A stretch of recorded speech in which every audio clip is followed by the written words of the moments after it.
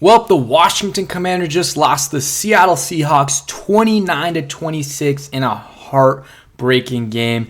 We're going to talk about it in today's video and talk about Sam Howell absolutely balling out. If you guys are new, make sure to subscribe, hit that like button and that notification bell as well so you never miss a video and help out a fellow Commanders fan. Man, what a tough loss for the Washington Commanders. They were right there, scored with like a little bit too much time left, 54 seconds, but still, you expect your defense to, stop the Seattle Seahawks, and they're doing a good job initially keeping, I think it was Charbonnet in bounds, and the next time he gets like a 3-yard rush, but then Benjamin St-Juste starts getting cooked, and it just went downhill from there, man. It's really unfortunate because this would have been such a good win for this team. You're playing a team that's first place in their division at their house in a really, big environment, and your franchise quarterback, I'm going to say now, he is balling out, and he's doing everything he can to keep you in this game, and he brings you down the field, ties the game up. And, if you stop him, you can go to overtime. And I trust that, Sam Howell, if he would have gotten the ball in overtime, would have put us in position to win this game. And, what do? You end up letting them drive down the field and, not even a 55 or 53-yard field goal, a 43-yard field goal. That's a give-me field goal. Like, at the end there, I don't know what Mark Sanchez was saying. Oh, you got to get down, DK Metcalf. They had so much time to spike it. I mean, they were all at the line at 9 seconds left waiting for it to hit 3 seconds. They were chilling. If we would have tackled him a little bit earlier, because he got at least 5 yards after, he got hit, but probably more than that, honestly, like maybe 8, 9, 10 yards. And, he probably still makes the kick, but instead of a 43-yarder, that's a 50 to 55-yarder.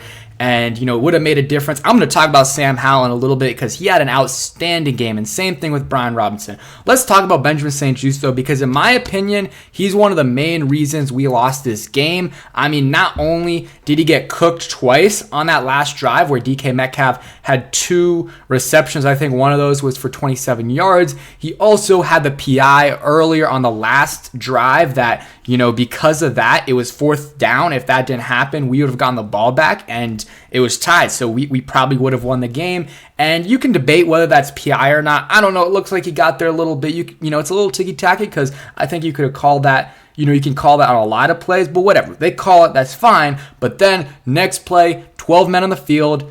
Not a huge deal, but 5 yards is 5 yards, man. And then the next, then they get like a 10-yard play, and then the next play, Benjamin St-Juste with the face mask, and then guess what? He gets burnt for a touchdown by Tyler Lockett. He was just getting burnt all day. He had a couple nice plays, but he was doing his celebration, and then DK was just doing it right back to him, kind of mocking him a little bit, and hey, he deserves to do it. He had 7 catches, 98 yards. And Benjamin St-Juste, he had a couple pass breakups, but for the most part, he was getting cooked. And that's the problem with Benjamin St-Juste. He'll have some good reps, but then he'll go and be a little bit too handsy or be a little bit too physical, and he'll get called for, PIs and stuff like that. Defense overall, just disappointing. 29 points. You got to do better than that. Linebackers weren't great. Defensive line, they got 1 sack. Like, come on, you got to play better. I'm sorry. Like, Jonathan Allen, he had he had that good sack. Still need him to play a little bit better. Deron Payne, same thing. And some of these other guys as well. I know 1 sack got taken away. I thought Andre Jones had 2 batted, passes. He had a good game. I'll get to the D-line action in a second. Let's talk about Sam Howell, who he had an outstanding game, man. 29 for 44, 312 yards, 3 touchdowns, no interceptions, got sacked 3 times, passer rating of 109.3, had 2 carries, 17 yards, did have a fumble. That was really his only really bad play of the game.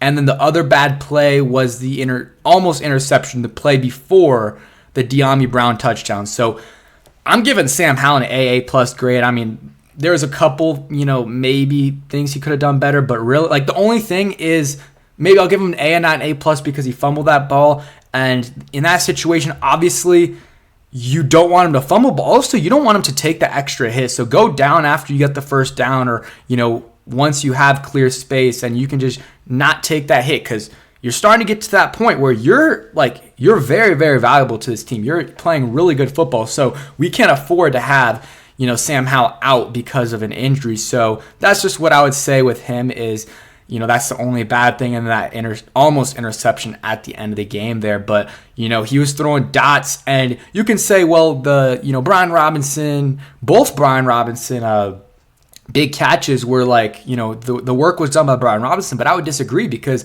Sam Howell was getting pressured on those plays, and he had to throw kind of weird angles on both those plays. So, I want to give, though both those guys get, praise for that because Sam Howell had to adjust and make a play on both of those pass attempts to Robinson where he got 50-yard reception on both of those. So, Brian Robinson gets a game ball for sure, 119 receiving yards, a touchdown on 6 targets, 6 catches, 51-yard reception, and then he had 8 carries for 38 yards, 4.8 yards a carry. So he was, had a total of 150 yards basically. I mean, more than that. I mean, that's huge. That's absolutely huge. Also had a touchdown. Gibson was good as well. 4 carries, 13 yards, and then 5 catches for 42 yards. Also had that 19-yard touchdown. Love how Eric Bieniemy has been using Antonio Gibson. And both those guys, I mean, if my math is correct, I mean, they combined for, well over 200. I don't know exactly what it is, but it's over 200 yards by both of those guys. So those guys definitely get a game ball. Sam Howell, Antonio Gibson, and Brian Robinson. The offense overall, they're a little bit slow to start off, but that second half, the end of the third to fourth quarter, they started, why does it keep coming up? They started to really play better, and Sam Howell was just dealing. De'Ami Brown, first NFL touchdown. Huge play there, 35-yard touchdown, had 2 catches, 41 yards. Logan Thomas had some big catches, 40 yards as well. McLaurin also had some big catches, 4 catches, 33 yards. Just not a huge day for him. And then John Bates, 3 catches, 21 yards. I mean, the first quarter, they were giving it to him so much. I tweeted out as a joke, does Eric Bieniemy know that Travis Kelce isn't on his team? And then Byron Pringle had a catch. Curtis Samuel not very involved today. Alex Arma had a catch. Jamison Crowder had a drop there on the last drive. It didn't really matter at the end of the day, but it could have. And then Jahan Dotson didn't get a single catch. And then I'm trying to think of what else. Ron Rivera with some terrible clock, management, calling a timeout too late, sometimes not calling a timeout, or calling a timeout when he didn't need to. Just bad management by Ron Rivera. I want to talk about the Emmanuel Forbes play. It was a bad play by Emmanuel Forbes. I know what he was trying to do, but it was unfortunate because, and I do not think, by the way, before people hit on me, I don't think he should have gotten ejected for sure, but he did hit him in the head. It's a penalty. There's really no debate about it. Nowadays, that's a penalty every single time.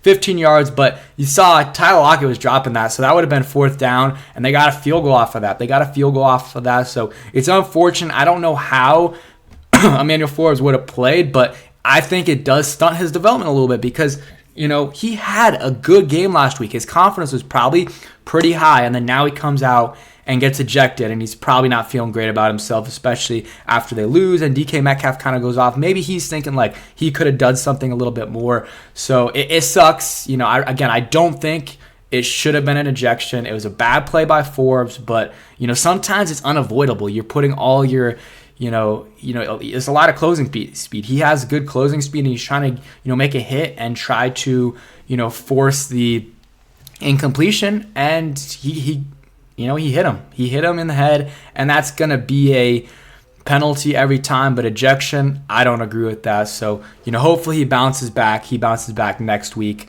against the New York Giants. But the Commanders fall to 4-6. So 4-6. This is a game, I was talking to my roommate Abdullah from DMV Sports Zone.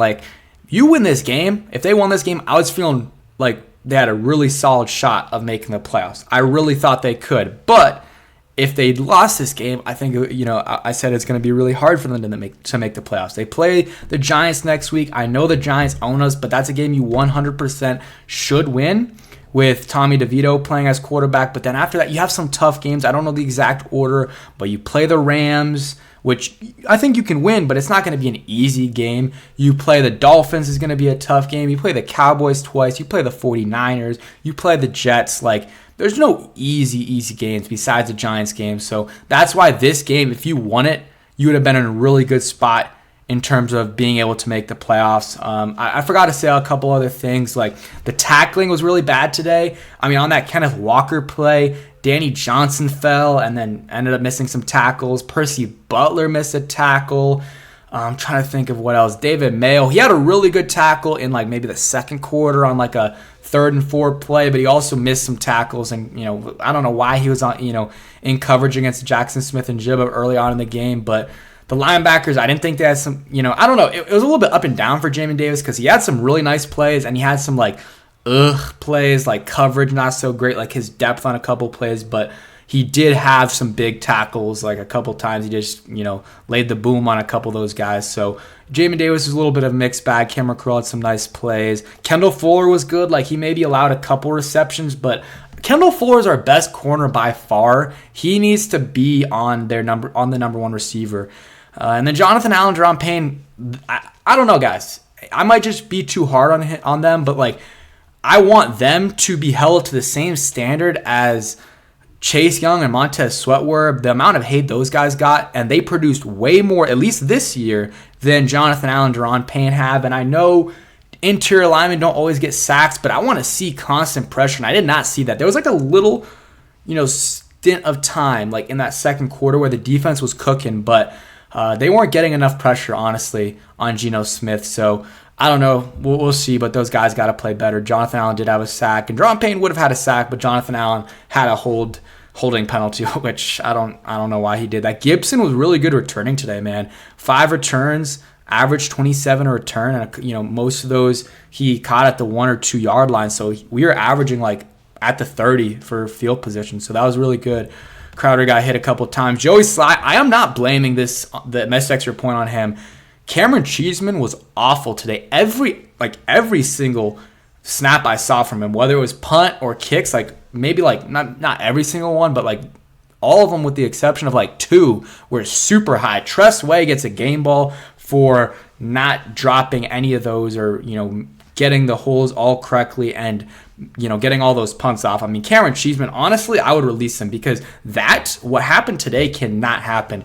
And you know what? If you made the extra point, you're at 27 points, and you might be like, okay, let's go for 2 because now, if the Seahawks score, we get a field goal. Or, if Seattle scores a field goal, it's tied. They could have thought like that. It is what it is. I don't know, man. It sucks. It really sucks because we really could have had this game and we would have been feeling really good about the future, especially with Sam Howell. I still feel good about the future with Sam Howell. I mean, again, 3 touchdowns, no interceptions, very few bad plays. And, yeah, man, he was good. He was really good, and there's no, you can't really say otherwise. You can't really say otherwise. The offensive line was honestly, Larson and Chris Paul struggled a little bit. Thought Leno was decent for the most part. Cosme had one play where he missed the guy coming inside. I think it was Mafe. But, overall, it's a tough loss. A game that they could have won. It is what it is, man. The defense, again, just blows another game. And Sanjak Del Rio, Eric Bieniemy and the offense, they did their job. So thank you guys for watching. Hope you guys enjoyed, and peace.